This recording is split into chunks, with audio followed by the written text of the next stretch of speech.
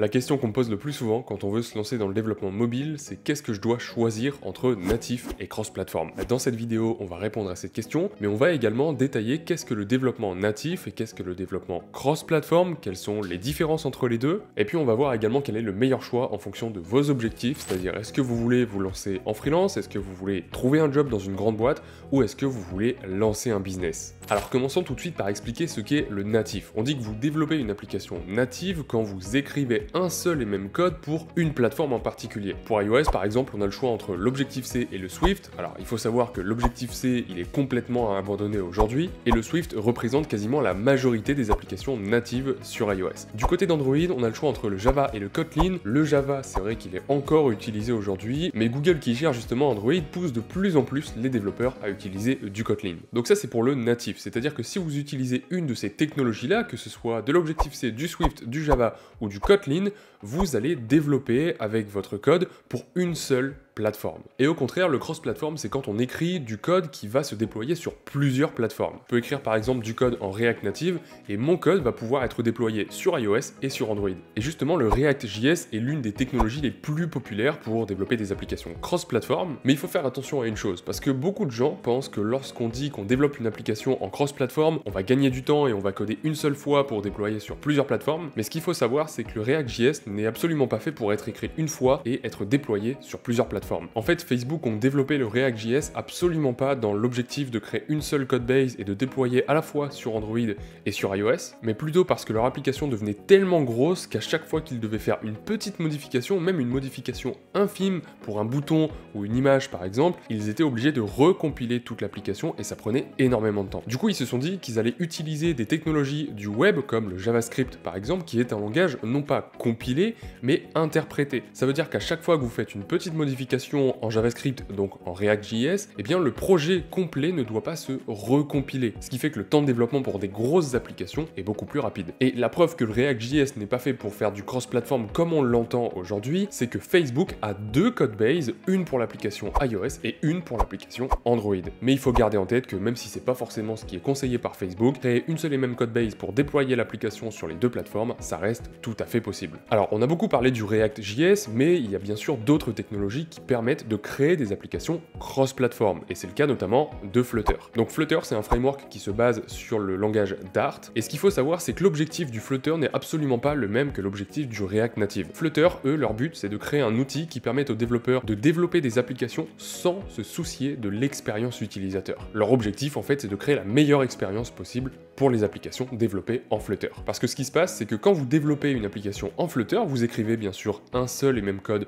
pour les deux plateformes, iOS et Android, c'est la définition du cross-platform, mais ce code-là, une fois qu'il est écrit, il va être compilé en deux exécutables, un pour iOS et un pour Android. Et on se retrouve avec deux applications qui proviennent d'un seul et même code, mais pour autant, les deux applications ont quelques différences puisqu'elles sont adaptées à chacun des deux OS. Donc on se doute qu'il y a des avantages et des inconvénients pour les deux types de développement, le cross-platform et le natif. Maintenant, si aujourd'hui vous devez faire un choix entre ces deux méthodes de développement et par conséquent entre les différents outils qui existent pour développer des applications mobiles, donc le Swift, le SwiftUI, le Flutter, le Java, le Kotlin ou encore le React Native, il faut déjà vous poser la question suivante: quel est votre objectif? On va dire que si vous regardez cette vidéo, il y a de fortes chances que votre objectif fasse partie des trois suivants. Premier choix, vous voulez trouver un job et vivre d'un salaire en tant que développeur, peu importe que ce soit dans une grosse boîte ou une startup. Deuxième choix, vous voulez vous lancer en freelance et être plus indépendant. Et le troisième choix, ça peut être lancer votre propre business grâce au développement mobile. Donc on va analyser ces trois objectifs différents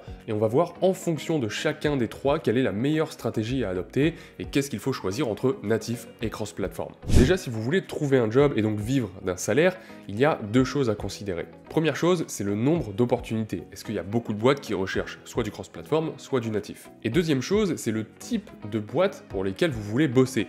Est-ce que vous voulez plus bosser pour une startup à Paris par exemple, ou plutôt pour une multinationale, une big tech comme Apple, Google ou encore Facebook? Alors ce qu'il faut savoir, c'est que la plupart des entreprises cherchent des développeurs natifs, en tout cas pour les embaucher en CDI. Vous pouvez faire une simple recherche sur n'importe quel site d'offre d'emploi, vous allez voir que la plupart des entreprises qui offrent un vrai job et non pas en freelance recherchent des compétences en développement natif, soit iOS, soit Android. Donc ils vont plus rechercher des profils qui maîtrisent par exemple des technologies comme le Swift et le SwiftUI ou encore le Java et le Kotlin. Ce qu'il faut savoir, c'est qu'en général, les applications natives seront plus performantes que les applications cross-platform. Le JavaScript est un langage hyper lent et comme le React Native est basé sur le JavaScript, ça va créer au final une application plus lente que si elle était développée en natif. Ça c'est assez logique à comprendre puisque le développement cross-platform c'est tout simplement une couche supplémentaire entre le code et l'appareil. Et donc forcément cette couche supplémentaire va créer de la lenteur par rapport à une application native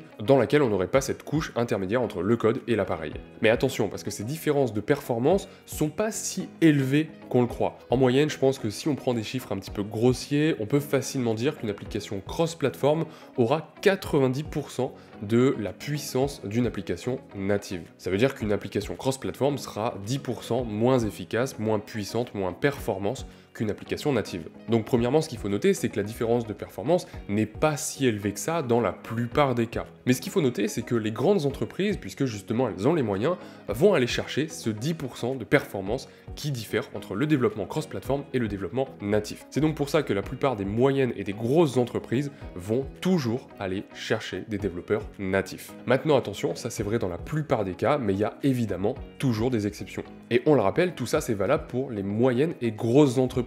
Et c'est pas forcément vrai pour les petites startups ou les business qui ont une dizaine d'employés par exemple. Eux vont plutôt en général aller chercher des développeurs cross-platform. Pourquoi? Tout simplement parce que les moyens sont peut-être moins importants que dans les grosses entreprises et ils ont peut-être pas forcément besoin d'aller chercher ce 10% de performance supplémentaire. Maintenant, si votre objectif c'est non pas d'intégrer une boîte pour bosser pour un salaire, mais plutôt vous lancer en freelance et devenir indépendant, là le jeu s'inverse complètement. Ce qu'il faut savoir, c'est que en tant que développeur freelance, la plupart du temps vous allez bosser pour des entreprises moyennes. Donc des entreprises qui n'ont pas forcément énormément de budget, on parle pas ici des big tech, et c'est donc le premier facteur qui fait que lorsque vous allez vous lancer en freelance, le choix devrait plutôt se tourner vers des options cross-platform. Mais la deuxième explication à ce choix, c'est aussi et surtout que la plupart du temps, quand vous allez bosser en freelance, vous allez bosser tout seul sur une application. Et par définition, si vous bossez tout seul, eh bien vous avez peu de moyens, en tout cas peu de moyens temporels. Ça veut dire que vous ne pouvez pas passer 2 fois plus de temps à développer une même fonctionnalité si vous le faisiez en natif, donc une pour iOS et une pour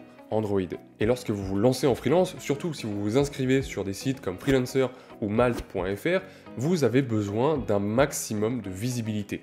Et pour avoir un maximum de visibilité, il faut cibler un maximum de profils. Et ça va se faire notamment à travers le choix d'une spécialisation en développement cross-platform. Maintenant, si votre objectif c'est ni de trouver un job et bosser pour un salaire, ni de vous lancer en freelance et bosser pour un taux journalier, mais plutôt de créer votre propre business, alors là, la question est encore différente. Dans ce cas-là, il va falloir déterminer le statut de votre application. Est-ce que votre application est un service additionnel ou au contraire un service principal? Alors, ce que j'entends par service additionnel, c'est le cas des applications, par exemple, qui sont développées par des banques ou des fast-food. L'application en elle-même n'est pas le service principal. Une banque propose différents services pour gérer notre argent, et l'application, c'est un service additionnel pour gérer son argent plus facilement. Un fast-food, par exemple, son service principal, c'est de fournir de la nourriture. Et l'application vient en service additionnel pour commander plus facilement ou pour avoir une carte de fidélité par exemple. Donc ça c'est ce que j'appelle des applications en tant que service additionnel. Et dans ce cas-là, si votre application est un service additionnel, ça veut dire que vous avez déjà un business existant et que vous voulez proposer encore plus de valeur à travers cette application. Mais le problème, c'est que vous avez déjà une base de clients et d'utilisateurs qui ne sont pas forcément plus sur iOS que sur Android. Et donc là, votre objectif, ça va être de cibler un maximum de vos clients déjà existants. Et pour ça, le choix du cross-platform est le bon, à condition bien sûr que vous ne recherchez pas forcément la performance à tout prix. Si vous voulez lancer une application dans votre business, a priori, vous n'avez pas forcément énormément de budget, vous n'avez pas forcément énormément de temps non plus. Et donc l'objectif avec le développement cross-platform, ça va être de lancer le plus rapidement possible une version, un MVP de cette application pour éventuellement par la suite transformer cette application cross-platform en 2 applications natives le jour où vous aurez les moyens. Maintenant, si votre application est un service principal, ce que j'entends par là, c'est des applications comme Instagram, Facebook, donc tous les réseaux sociaux ou encore Tinder, Blablacar, Vinted, bref, peu importe, ce sont tous ces business qui sont centrés sur une application. C'est-à-dire que si l'application n'existait plus, le business serait mort. Et bien dans ce cas-là, il faut plutôt vous orienter vers du développement natif. On pourrait penser encore une fois que lorsqu'on veut lancer un business, le mieux c'est de lancer une application cross-platform, mais la réponse n'est pas toujours aussi facile. Pourquoi? Pour 2 raisons. La première raison, c'est que Android ne vend pas. Vous n'allez pas générer de profit sur Android. C'est aussi simple que ça. Et il suffit d'aller voir quelques stats pour s'en rendre compte. En moyenne, une application iOS rapporte 10 fois plus qu'une application Android avec le même ratio d'utilisateurs. Ça, c'est un fait. Les utilisateurs iOS sont des utilisateurs entre guillemets premium. Ils sont prêts à dépenser beaucoup plus d'argent sur l'App Store, et ça s'explique aussi parce que en moyenne, les utilisateurs iOS sont des utilisateurs qui ont des revenus plus élevés que les utilisateurs Android. Attention, c'est une moyenne, surtout une moyenne au niveau national.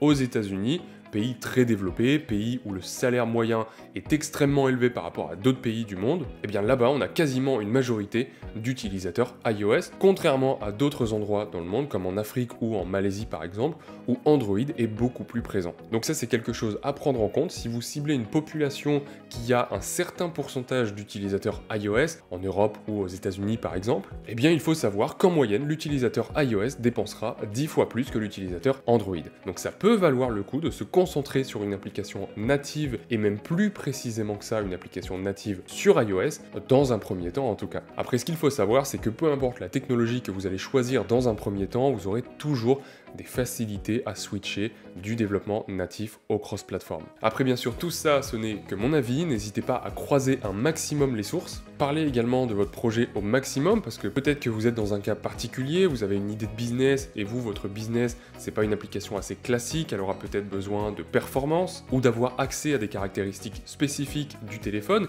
et dans ce cas-là, ça va vous faire pencher plus vers le cross-platform ou le natif. Donc d'ailleurs, n'hésitez pas à me parler de votre projet dans les commentaires, et puis je pourrais vous conseiller le choix entre cross-platform et natif, et pourquoi pas même un choix de technologie à apprendre. Et si par hasard c'est le développement iOS natif qui vous intéresse, vous pouvez aller checker dans la description, je vous offre une formation d'1 heure totalement gratuite pour découvrir le SwiftUI. Donc n'hésitez pas à aller jeter un œil. Si jamais vous avez tiré de la valeur de cette vidéo, n'hésitez pas également à lâcher un gros pouce bleu et à vous abonner si c'est pas encore fait. Et sur ce, on se dit à très bientôt pour une nouvelle vidéo.